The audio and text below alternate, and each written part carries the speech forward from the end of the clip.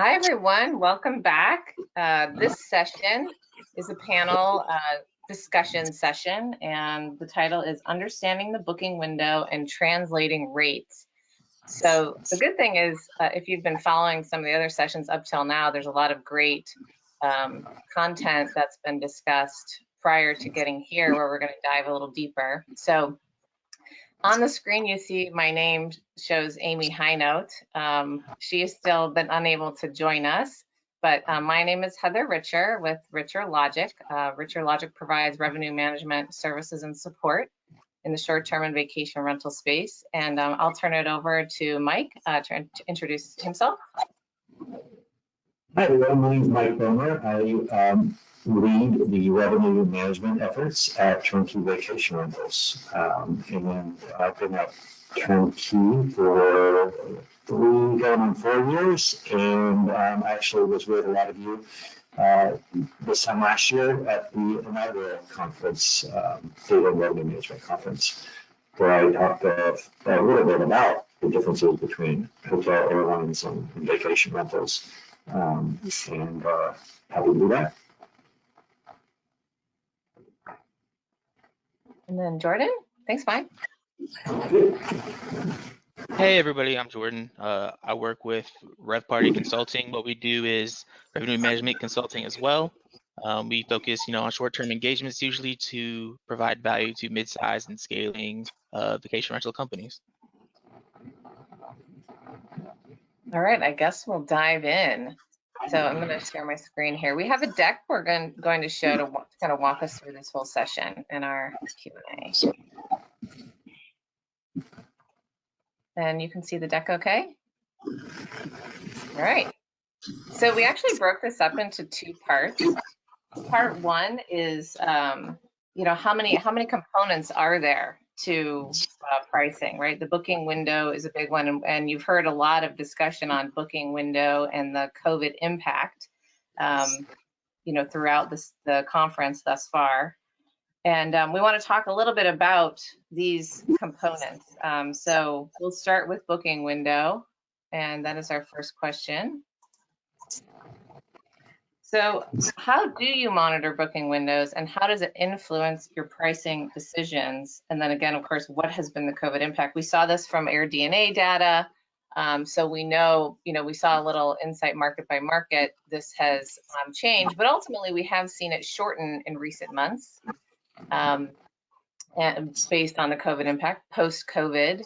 And it's interesting talking, Jordan, to you and to you, Mike, because you have different perspectives. Mike, with you in this large portfolio, with multiple markets, and then Jordan, you seeing it through different types of portfolios in different markets. So maybe, Mike, we can start with you.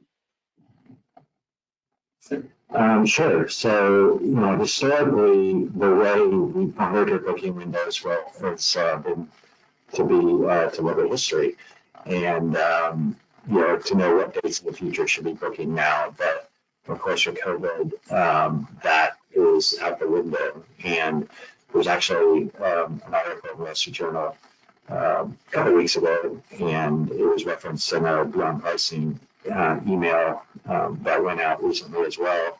And really, it's insufficient to look at history any longer. So really, if you weren't looking at demand signals before, then now you must, because what was happening on September 18th last year really does not inform me, at least, what I should be expecting to take in today as far as bookings go.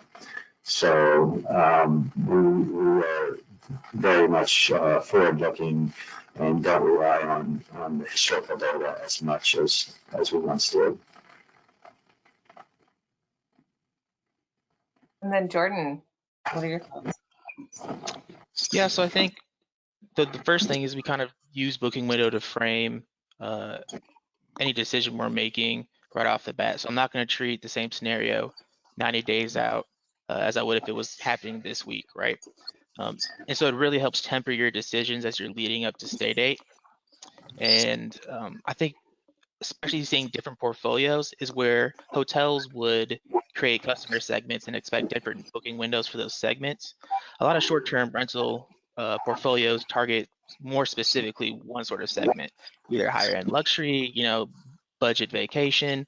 And so they're not so much seeing different booking windows from different segments, but their portfolio is acting different than a similar portfolio across the country. And so we've really seen that with the COVID impact as well. So some of the, master lease urban portfolios, they're trying to scale back units because they're taking a hard hit. But I've seen, some out in the Mojave Desert or our national parks, and they believe the same story we've been hearing a lot, right? That you can't travel, so there's lots more drive-to destinations, there's lots more in-state bookings. When we dove into their data, and it turns out they're getting the exact same business they got pre-COVID. It just so happens that their customer segment is the one that translated to this pandemic time. So I think you have to do it by portfolio because you're targeting different segments. Another thing some questions that came up even just in the last session was an example of someone with a portfolio in Canada who was trying to price Christmas. And they said, well, if the borders aren't open, and I think another maybe piece of this COVID answer is, yeah, that in that scenario, you're going to need to monitor those travel bans, right? And like, as soon as something changes, react, right? Like watch the demand, like flood in or not, assuming it's pent up. And now that people, can come, just like maybe you watch weather patterns, right? And you respond in certain markets where weather plays a big role. And any other thoughts on kind of that part of COVID and monitoring? Oh, there's no doubt that you must monitor all sorts of policies related to the health outcomes of the coronavirus. And, even within regions in the U.S., we saw Memorial Day last minute openings in Florida, and then even people taking last minute trips that they may live in Connecticut and then can now all of a sudden travel to Maine. And there's less of that now, but that's not to say there's not going to be more of that in the future. Hawaii is still a question mark, obviously. California is, touch and go. And then, there's a lot of Canadians that spend the winter in the U.S. in places like Phoenix. So you must monitor the government restrictions. Now I'm going a little off script. It just triggered a thought for me. Some other data points that some folks have talked about looking at include Google traffic data, with the idea that if you're kind of monitoring, like, are things coming back? Are people more likely to go? That's a data point that could also be interesting to look at. Have you any other data point suggestions or thoughts similar to that? Cell phone vulnerability, just to get a sense of how mobile certain parts of the country are, is another interesting one. Yeah, I think we mostly monitor the conversion funnel on the various OTAs because they'll tell you the qualified search volume. They'll tell you, how high you are on the list, what the click-through rate is, and that's really a better indicator. It takes out some of the noise and narrows it down to qualified searches. Yeah, that's a great point. And that reminded me of that session yesterday where they were looking at just overall Google search data, but that tapping into OT data is really powerful too. Yeah. Okay, we can keep going. Any other thoughts on that question? I mean, COVID will keep coming up. I think one thing that's interesting is I've seen a lot of property managers more willing to hold rate now. Because that booking curve, you see people booking really far in advance or really close to stay date. And I think because it is such a unique time, the owner expectations aren't as high as they used to be. And so when we used to say, hold rate, it'll book. And they were scared to. Now they say, let's see what happens. And they're saying that a lot of last minute bookings will book at that higher rate. Yeah, that's a great point. If that's shifting and people are trusting that last minute demand is there, even though it's a nail biter. So the next question here, how, length of stay changes, and this is varying by market. Again, we saw interesting data from AirDNA, STR, key data on, are we seeing more longer lengths of stay, folks actually choosing to kind of like be a digital nomad versus the quick drive, longer weekend getaway stay. So what are your thoughts on how this has changed or what you've seen? And then what tools are you using to forecast this and monitor this? Maybe we'll start with you on this one, Jordan. Yeah, so I think in the beginning there was a lot more longer length of stay, and now we're looking more at the 4 to 5 day range, kind of extended weekend range. I think it's pretty easy to see because you know what your expected seasonality will be for length of stay, and especially at destination and vacation rentals, it's extremely seasonal. So as soon as you see that jump, you can kind of expect that to carry on. And I don't really think that there was a whole lot of forecasting done with it because it just so naturally flows in, especially with the short booking window. You really see that materialize like pretty quickly. And Mike, what are your thoughts on this one? Length of stay, it's going to be different for different markets. Park City in the summer is usually normally fairly dead, but in the COVID world, it's fairly popular for longer lengths of stay. Just people escaping, places like California. But will that be the case next year? Nobody really knows. And so it's really hard to forecast. Other than to be watching the demand signals that we talked about in the last question, watching it like a hawk. I think certain points of the time we're going to have the similar lengths of stay. Christmas, New Year's time frame. There's actually you don't want to stay with the in-laws for so long. So people are going to still do the 7-day trip.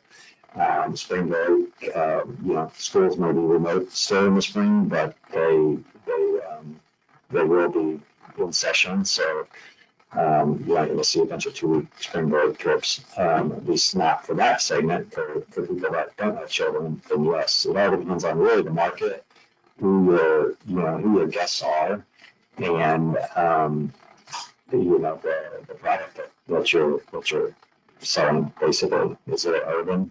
Completely different. Urban Tower, Honolulu, in Miami is completely different from a 3-bedroom, 2-bath house in Park City. So I think the answer is going to be different for everyone in that regard. But the bottom line is it's going to be hard to forecast in the traditional sense. It's another theme that's come up is, how do you balance the length of stay demand coming in with maybe what an owner is saying they want to see in their property? And do you think with COVID and these changes to consumer behavior, there's an opportunity to try to break down some of those owner maybe restrictions, you could call them, where you'd be better off to be able to allow less than a 7-night stay? Or I don't know if you have some examples of dealing with that. Would you agree this is like an opportunity to kind of manage that owner barrier that may be there?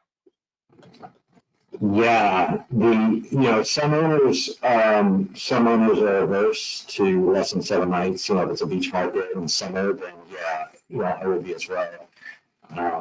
But then there are some owners that don't want over 30 nights, depending on the market, because certain states have make it hard to get rid of a squatter.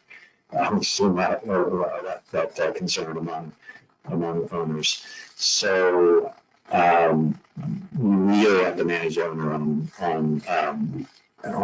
basically convincing them what the best approach is, what the best product is to offer in order to be revenue optimum.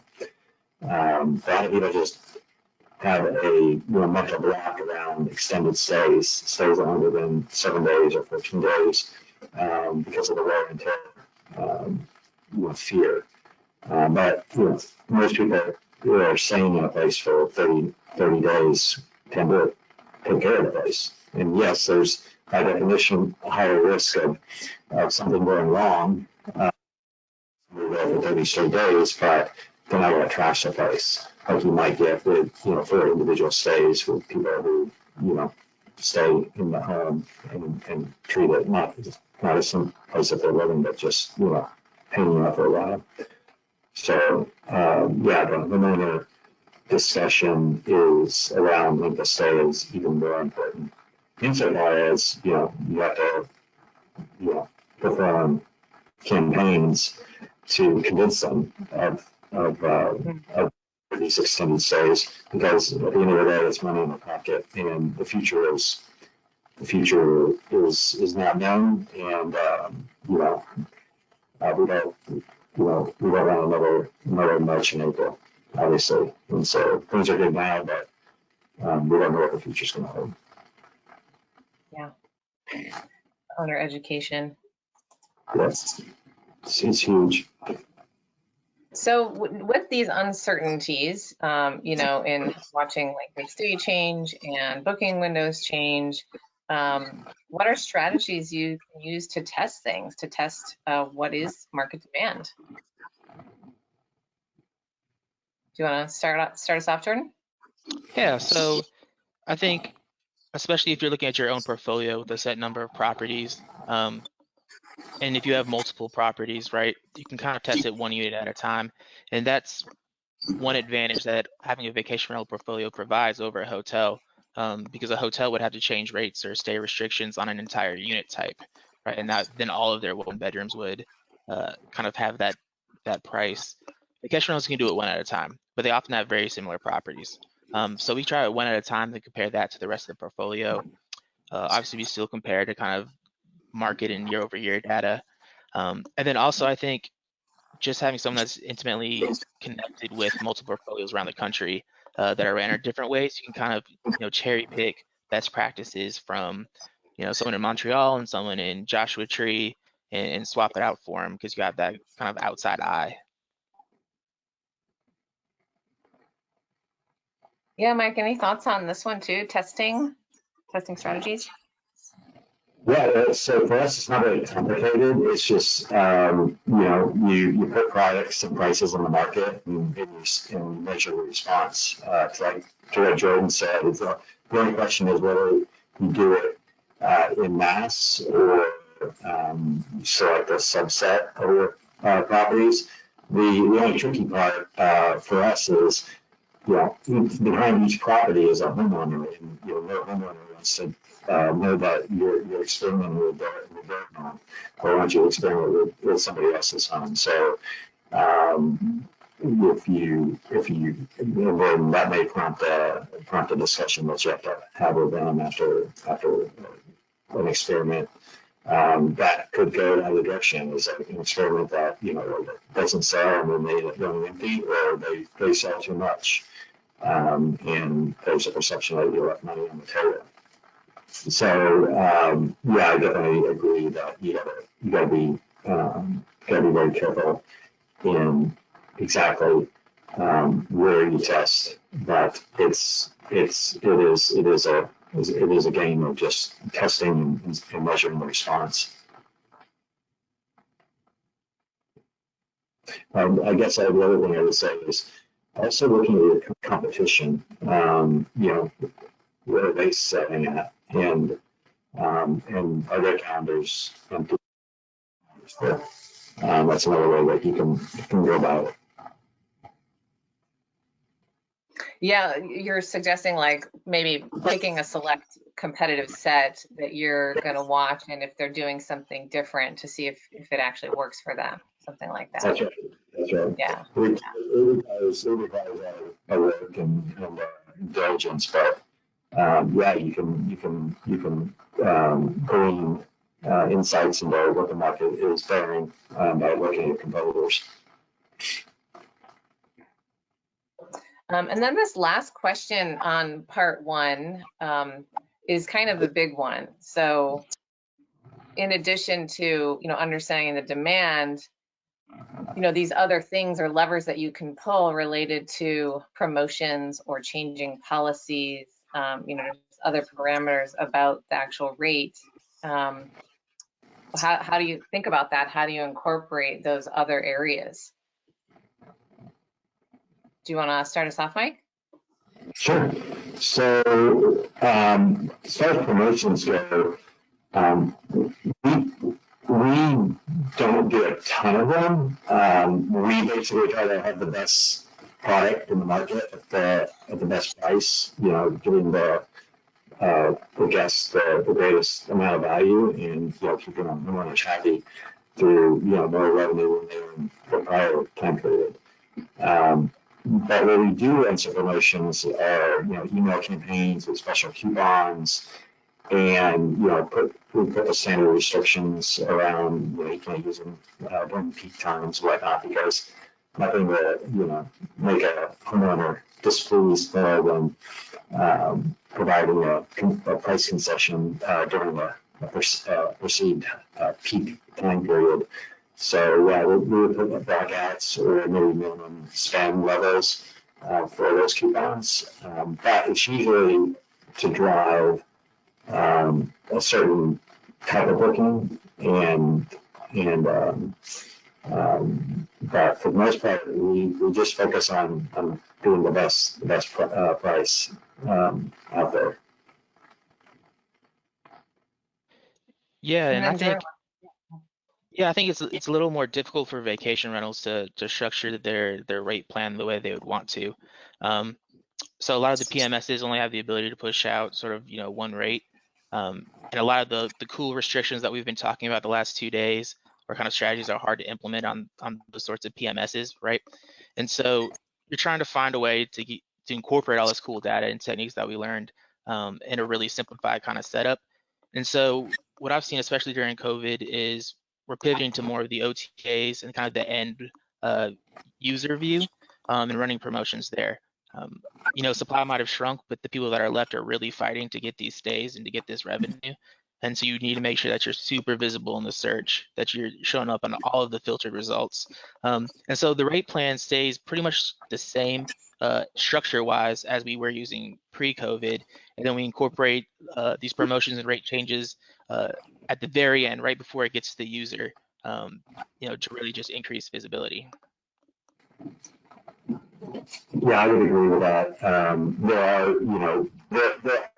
other tools. A lot of the listing sites are getting better at offering things like strike-through capabilities and new home promotions, and even discounts for zero cancellation capability, much like we would do with a prepaid hotel room. So there is some of that to really drive the dollars to inventory that maybe struggling for whatever reason. Maybe it's a brand new listing, or maybe it's got 4 stars instead of 4.5 or 4.9. So yeah, that would be another area that you should look at.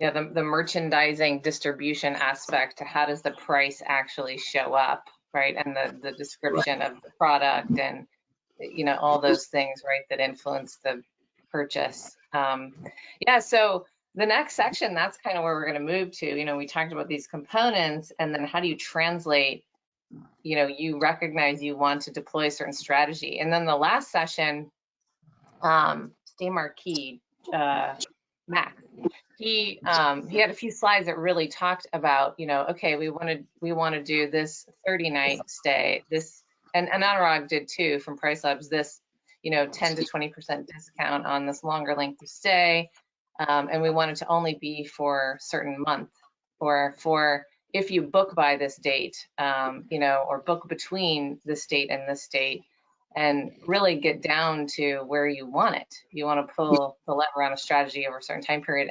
And both of them kind of referred a little bit to the limitations and the technology. And that's where we wanted to go to next, is you can have these ideas and these, the right intentions to put the pricing strategy in place, but then really not be able to do it. So this is a little bit of a call to action, I think, this next part, to our industry, to what do we need? Do we need these things? What would need to happen for us to get this kind of next level of, levers? So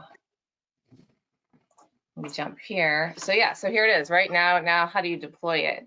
And thanks to Mike and Jordan, as we were prepping for this, we kind of talked about, well, is there like a graphic that kind of can illustrate this? So we tried to put something together to show, you know, where the guest is, and then where's the revenue leader, right, on the other end, and what are the tools in the toolbox. So the guest is doing their shopping on, you know, a channel, on the property manager website direct, maybe Google, you know, other channels. And how that rate shows up is only possible based on the functionality or capability and display of each channel. So then you get to this, you know, what is the system that's actually sending the information in the API, hopefully, in these cases, no one's in like a manual extranet world anymore. And then now kind of on the right there is what's new, right? Like this automation of being able to also take the input of market data, and some of the AI that we're seeing with these revenue management systems to help us with that, to be more nimble. You're in an instant book world, right? So we need to be more nimble.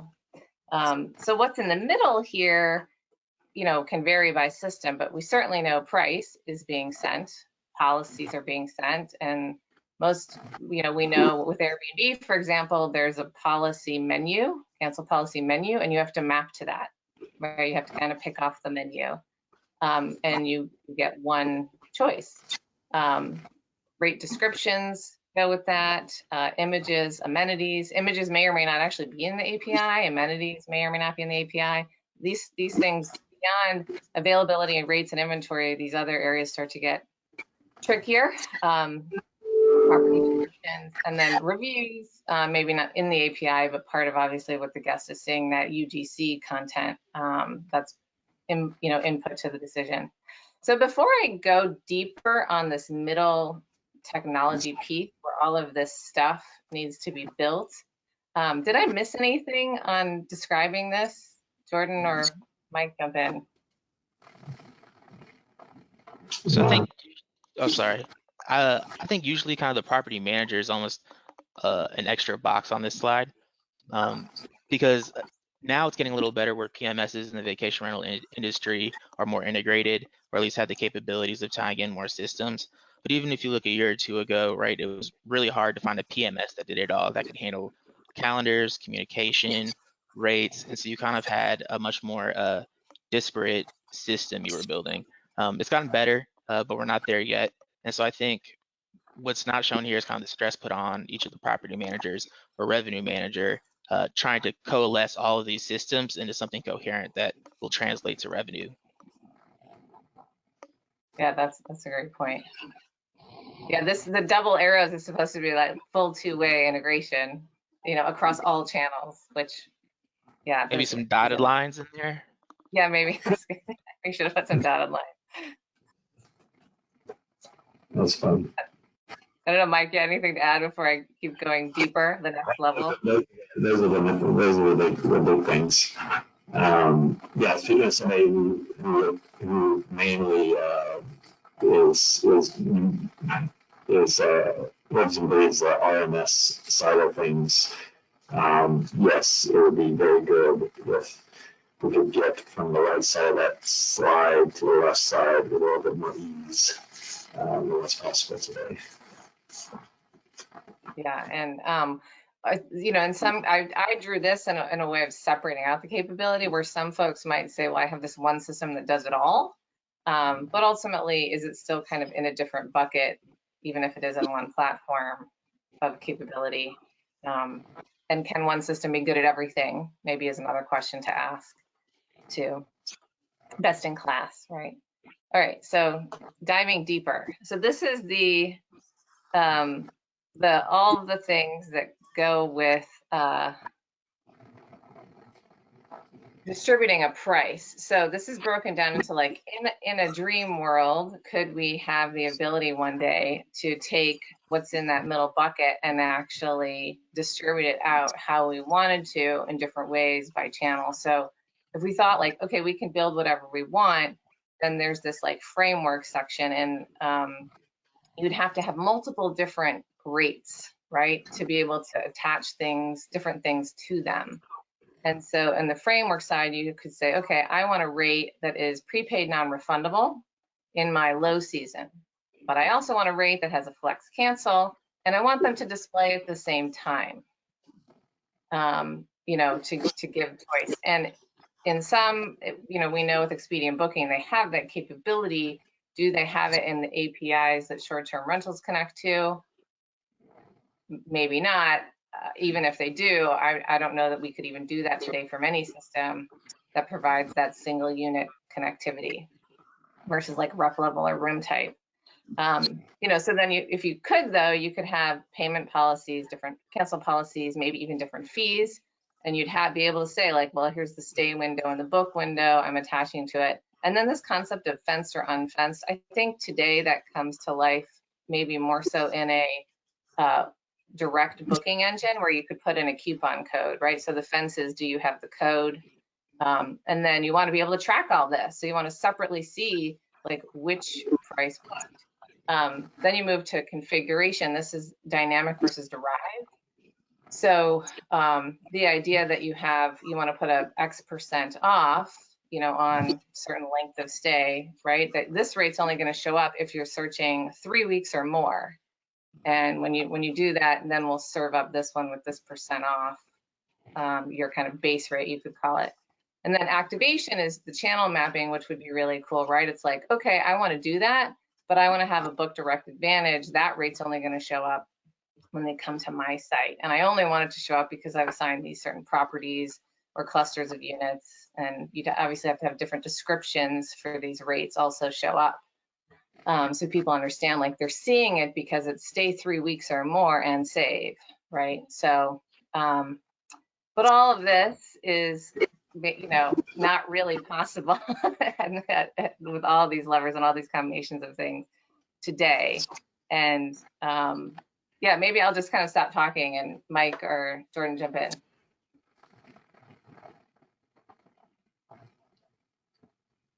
Yeah, so I think we've kind of alluded to it before when we compared hotels to vacation rentals, that it's kind of easier to draw insights from hotels because you have bigger room blocks, more of a history, right?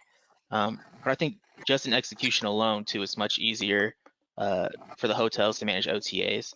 You know, I remember talking to some of my market managers, and it's like, how can I control, you know, this length of stay restriction, these fenced-in discounts, my strike-through price? Like, how do I control that for my entire portfolio? Like, it seems impossible, right? Because you're looking at hundreds of different units. Where a hotel, when they implement that, they implement it like once for 40 units, you know, or twice for 100 units. So they can work all of that in, and just from a time perspective and an implementation perspective, it's much easier. And so, and they also have a little more flexibility on how they custom book and tie into APIs, right? And so I think compare that to the vacation rental side, instead of kind of a blocked hierarchy of how rates work, you pretty much have a bunch of circles in a Venn diagram, right? And so your channel manager can do one thing, your RMS can do another thing, the OTAs do one thing, and you're trying to find like those overlapping circles to like get to the rate you want, right? And so it's not so much of a line, it's more of like hopscotch, if you do hopscotch on there, right? So I think that's kind of the difficulty we have, even if you were able to, you know, price a single family home just as well as a hotel, you would have a really hard time implementing that. You have to scale it, right? You have to figure out how to automate it even more to be able to scale it. Yeah, and that's actually what we spend most of our time on. So most of the time we deal with mid-market and scaling companies. And so they're coming from a place where maybe the bare minimum worked, or it was pretty easy to manage, but now they're getting bigger and they're realizing it's going to become a headache. And so they're in between, you know, a place where Mike is, where Mike builds out this super sweet custom revenue management tool that everybody would love to have, and they're not there yet. So we're trying to figure out how to bridge the gap between, you know, some off-the-shelf options and help them customize and manage that with a revenue management strategy moving forward. So that does kind of go, you kind of already started to answer this first question, I think, right? Like the complex issue is the scalability part. Yeah, any other thoughts on this one, Mike? Just what are the issues to being able to build your design strategy? Well, I guess, we touched on it here, but the dotted lines, was was spot on. Well, probably just, working with the tech. I mean, we do have a lot of our own technology, but we do obviously rely on, listing sites and various other partners to enable our solution. And, just APIs have been architected for a different time, for lower volumes, and can't handle what we demand of them, and or maybe there's no API at all. And so just having the industry, be more flexible, move faster is one thing that would be good. And then also to not necessarily think of things always in the hotel world, but vacation rentals, like I said, they're not they're not homogenous units. They're not rooms. They're properties. That's why it's called a property management system, because they're properties and not individual rooms. And so we have an owner behind them with points of view, and we need to price the products. I don't think about things in terms of rates, actually, because a rate's just a unit of measure. I think of things in terms of pricing a product. I'm not pricing a room, but I'm pricing a stay for guests, whether it be 4th of July or a COVID refugee retreat, and figuring out what the market will bear for those products, and pricing accordingly. And then so that's going to be X number of dollars, and then trying to work within the system to arrive at X is a challenge. That's how you get the revenue optimal, rather than just constrain yourself to the way the technology and the way that things have been sold in the past. That's how we think about it. Yeah, I think it's right to like what you're saying about how this dynamic of these individual products, but taking that, are there strategies you'd like to implement that you just can't because the technology doesn't enable it, or the technology does, but it's crazy manual and time consuming to actually build it property by property? So, how do you solve that problem? Well, we will build it ourselves if we need to, without getting into a lot of detail about our build buy process, but our build partner process. We, like I said earlier, we want the best value out there, and we won't be constrained by a system in order to make that happen. And so basically, if we would love to be able to present two different prices, two different rule sets, if you will, to the same guest simultaneously, but that isn't always possible. It's reliant on the organization of having those discussions and hopefully making something happen so you can do that. That's just one of the latest examples where we see the industry going. So this one is kind of along those lines, like going even farther with, the industry. What advancements do you think we should prioritize as an industry from a rate architecture technology standpoint? Yes, so I think, as especially with some of the clients I've seen, being able to send different rates to different channels and OTAs would be extremely helpful. And not only just because you want to get fancy maybe with your rates and be super sophisticated, but I really see Airbnb moving more towards the hotel OTA model, and then price parity becoming more and more of an issue, right? They're getting extremely close to being able to track price parity for short-term rentals and vacation rentals. And once that's implemented, they're going to enforce it, and then that's going to be a whole nother host of problems. And you're going to have to be able to send different rates to different channels to manage that, right? You can't do that just with a flat rate. So I think being able to send different things to different channels is definitely number one.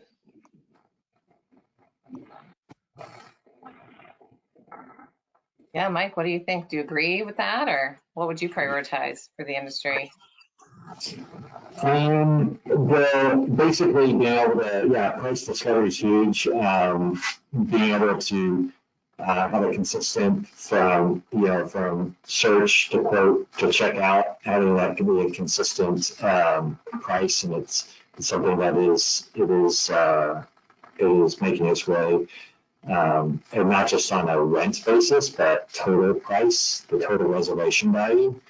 And basically being ready for that and having all your rent and your fees and everything being set up so that that you can be discovered. Because if you aren't, if you don't have those things set up in your property management system according to new rules, then click where the user has to click through to see the total price in your search. That's just one example where, the technology, the OTAs are taking the industry. And, it's just better, it's a better shopping experience. Once upon a time at Orbitz, Are you? back in the day, Sorry.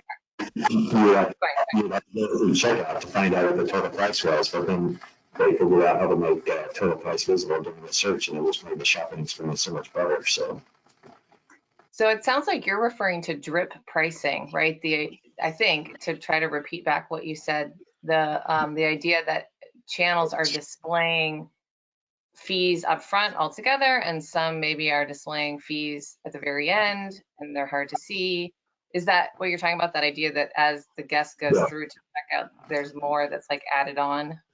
yeah, I searched for a 3-bedroom, 2-bath in Summit County, Colorado. There's a certain date there, and I want to sort by price. I go and then I go click on one, and then all of a sudden I get to checkout, and there's like a bunch of fees I didn't know about during the search process. That's no good. Then you click out of that. That hurts your conversion rate, and that hurts your rank in the future. So having you have to have the fees and everything set up properly in your PMS in order for the search to read those in.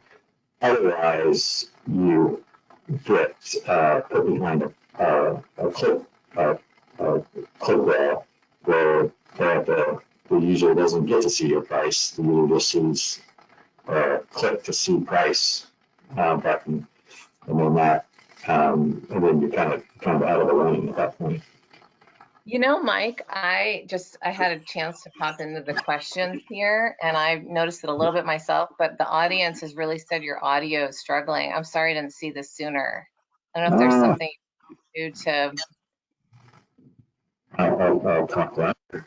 Hopefully it's better. Audio, yeah, it's like cutting in and out a little bit for me, but the audience, I think it's tough. Okay. If we can try to salvage a little bit better or clearer from you here. I think we'll go to the audience. There's some really interesting. So I have to call out Jill. Hi, Jill, who came from Starwood and as Marriott, I think still. I don't know if you want to chat again. She has a question for you because Turnkey provides units, into the Marriott Homes and Villas program. How has revenue management pricing changed with some units now sold on Marriott Homes and Villas? Is her question. We earn more money for our HDMI participating homeowners than anybody else, than for non-HDMI. As a joke. You mean it's a channel that's producing, right? Is that what you're saying? Like those are the units that qualify and that are on. I was gonna say, yeah, we give them the best deals and the best properties, but that was a joke. No, but they don't get preferential channel treatment. I mean, we're very owner focused, and we are, if you go out and look at our website. Hey, Mike, would you want to try to turn your camera off? Someone did suggest that, and sometimes it does help. Okay. Let's see. Okay. I didn't realize how bad it was. Oh, sorry, everyone. How's this? Is this any better? It might be. Yeah. Yes. They say yes. I can get really I want to hear what you're saying. I can get really close to the camera, and then won't look too close at my face because my camera's off. So yeah, I was joking around and saying that HDMI gets preferential treatment, but no, that's not true. We actually we try to keep our homeowners' interests first and foremost, and be channel agnostic, and let the best channel win. And so we have to go through technology endeavors to make that the case in order to translate our rates so that there's not large disparities. Because homeowners don't like to see that, because then all of a sudden, if you're constantly selling for cheaper on a cheaper channel, then homeowners don't want to be on that channel. Right? Someone suggested you may need to turn the volume down on your speakers. Sorry, thanks everyone for the tech support. This is appreciate the team effort. I don't know if you want to try that, Mike. I'm going to try to repeat what Mike said. So, Mike, when you say Marriott Homes and Villas, I think you're using an acronym, MHVI. Like I think that's also been. It's like you're saying, oh, MHVI is a channel, and that if I'll try to repeat what you said so folks can get the general gist, and that it's really about prioritizing the homeowners. So figuring out what channel you approach it as channel agnostic, and figuring out which channels are going to work best for that particular property. Is that a good summary? Yes.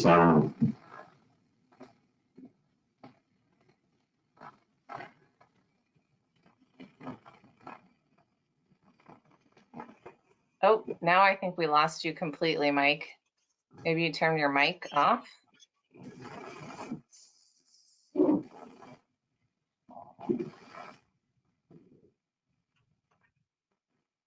But yeah, that was a really interesting discussion. Yeah, like great question, Jill.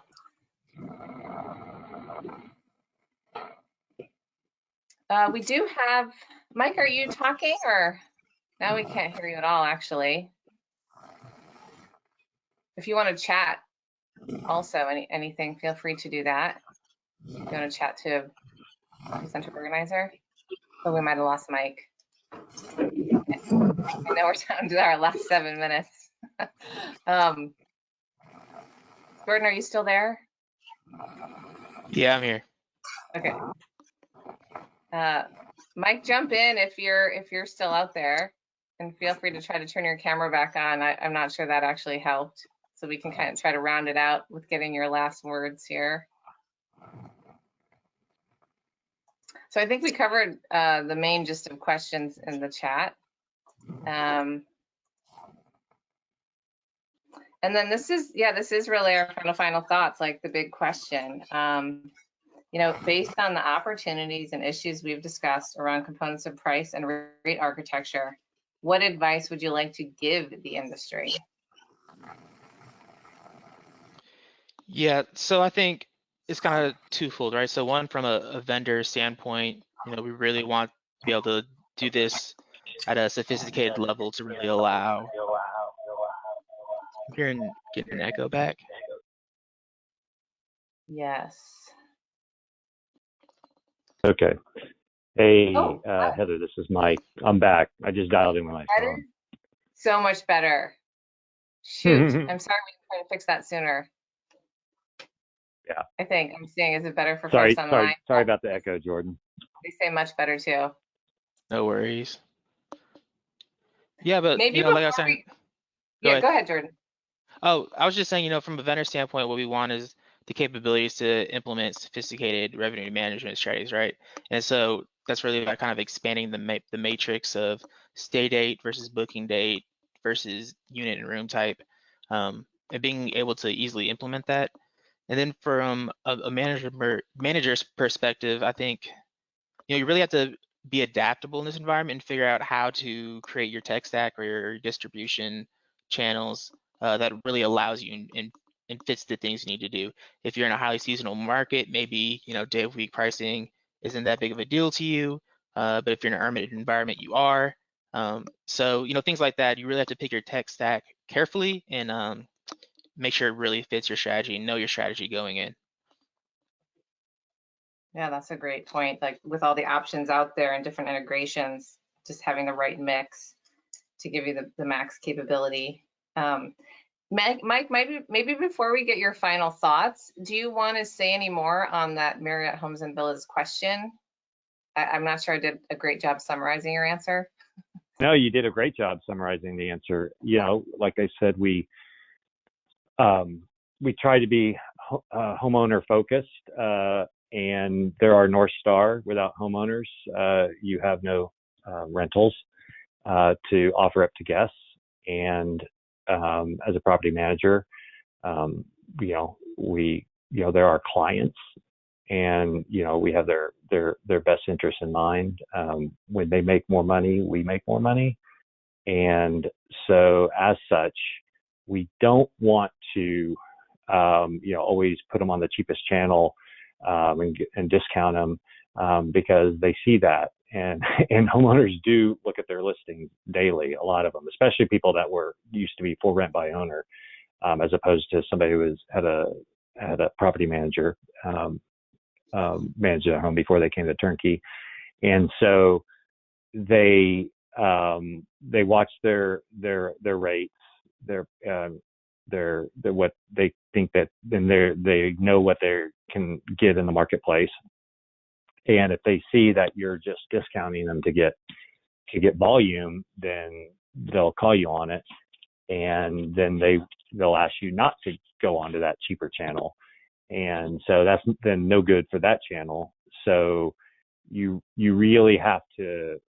We try to be channel agnostic, as you said, and let the best channel win. The channel with the best eyeballs, and with the most compelling user experience and loyalty base. And then moving to your final thoughts here, we asked what advice would you give the industry, based on all these opportunities and issues around the components of price and rate architecture? What advice would you give? Yeah, just keep innovating. Be ready to abandon, the old tech. Don't try to put a square peg in a round hole. And innovate, develop the new processes, invest in the new technology through service providers and technology providers such as RevPARTY and Richer Logic, but because that is how you will be able to to keep up with where the industry is going to. Thanks for the endorsement, Mike. That was nice. Yes. But yeah, and I think I do want to go back to what you said too, because a lot of this is, we're thinking, oh, we're in the lodging industry, so we can look at hotels, but there is so much that doesn't apply. So I think it's fine to say, yes, this is what we, this matrix of price parameters, how you put it, Jordan, I thought was really well said. But how do you achieve it? It should look and feel different, and it really has to, because you can't touch 500 individual units like you can do something once for a 500-room hotel. So there does have to be this different lens of scalability. However, folks are innovating and looking to other industries for inspiration on building out what we need as an industry. So I love that too. You said, Mike, move away from the old tech, and that there's new and better out there. So keep innovating. Anything else? Yeah. We have 5 minutes, so we could take a few more questions or other thoughts from you guys. That was our 5-minute warning. Mm-hmm. I apologize for the audio difficulties. Me too. I didn't realize. I think it was much worse for the group on the phone. So sorry about that. For not catching that sooner too. Oh, I think we have a question. Let's look. Okay, this is good. Sean, thanks for throwing this one up. Where do you see most people are leaving money on the table? By not being interested in extending their homes to extended stay guests, which are, a fairly sizable part of the market right now. Oftentimes, I mentioned earlier, fears about squatting, fears about wear and tear, but also just, they may want to use the place. And then, so there's there's an optionality there in keeping the place open and just being okay with a few, higher priced short-term stays over a month and a half time period in the fall than, going ahead and taking something. People are so hung up on the nightly rate that they confuse the two. It's the nightly rate on a 90-day stay or 45 or whatever it may be is always going to be lower than what they perceive to be their lowest acceptable rate for a short-term stay. But they're really two different things that you're selling, and so that's where some people are leaving money on the table, is not opening up their homes for extended stays. Yeah, that's interesting. It's a good point. And it's just about convincing them, right? I guess, unless you just didn't work with those people, but that's also not possible if it's would limit your ability to grow your portfolio. Yeah, and there's kind of, yeah, I'm sorry, go ahead. No, I was going to go to Jordan, so go ahead and finish your thought. Yeah, say a little bit more. No, that's all I had. Go ahead, Jordan. Okay, all right. Well, Jordan, what do you think? Do you agree with that? Is there something else that is the, reason that money? I haven't really seen too much of that. I think most of the time what I see is a portfolio is too focused on either occupancy or rate. And then even if they do know that it's the mix of the two that they're chasing RevPAR, they don't really know how to move occupancy or move rate to maximize RevPAR, right? Obviously they know you get better occupancy if you drop prices, but like, where's that mix for their specific property? Is it $100 and 70%? Is it $90 and 80%? Does that work in this market? So they really don't know how to kind of move both those levers to maximize their revenue. Or they just look at that same metric the same way all year. So they know you're going to see lower occupancy during the slow season, and they expect that, but they still chase occupancy when they're pricing during the slow season, right? Because that's the metric they care about. So I think it's being able to switch between the metrics and knowing how they relate to each other and finding that balance is kind of the simple trade-off problem where I see people leaving the most money on the table. Maybe I would just add oh yeah, go ahead, Mike. Go ahead. I was going to say, yeah, just to build on what Jordan said, I definitely agree that people are, focused. I don't see them changing throughout the year based on season. My experience has been that, somebody is, rate focused all year round, and those people leave money on the table, obviously, because they're not going to be able to welcome guests in the shoulder or the low. And then also people who put high season, they put constraints on what rates to offer even in the high season, and that may hurt their weekdays. Maybe they're not a 7 sat market, beach market. Maybe they're someplace that does less than 7 nights, and then they have a rate floor that the weekdays won't qualify for. And again, that is an example of a pricing system limitation, because it doesn't really support our, outlook of pricing a stay, a collection of nights rather than a single night. So But that's another webinar topic about length of stay data models, and how they're fixing that. But if you can convince a homeowner that just to like not to chase rate too much, they will make more money. But it's just a matter of convincing them, and sometimes it requires showing them, and that takes a leap of faith.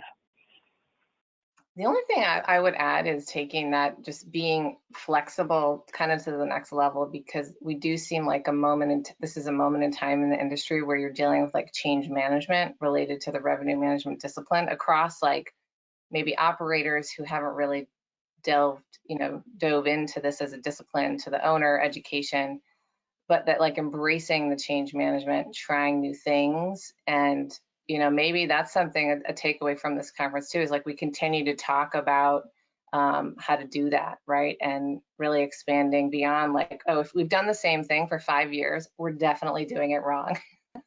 So yeah, the idea that you've got to be just really constantly innovating. Yeah, and I would just say, if there was ever a reason to, try to change a mindset about what to expect in terms of rate or even revenue, it's now, because like I said earlier, which people couldn't hear me apparently, but I said earlier, that we don't know what the future holds, and things can change in a very short amount of time, and things are good now, and there's a lot of homeowners think that because we had a good summer, fall should be as good, but it really varies, and we could have a completely different situation in front of us come winter, depending on what happens at the ski resorts, and whether or not they welcome full capacity, or they restrict the number of lift tickets, that sort of thing. Yeah, we have to just be ready to change up the strategy based on all of that. Yeah. So Christine, thanks for the suggestion. So Jordan and Mike, we are going to repeat this whole thing, re-record it. I'm just kidding. I don't think we will. I guess we'll leave that to Amy. She may call us to try to do something again, but hopefully we recover. I can re-listen to it and translate, and we can put out a transcript. That sounds good, actually. Okay, I think that's it. We answered everybody's questions, I hope, and thanks for getting the audio fixed. Really great to do this session with you guys. So got about 10 minutes here, and we'll move on to the last one of the day. So thanks, everyone. Talk to you in a few. Bye. Thank you.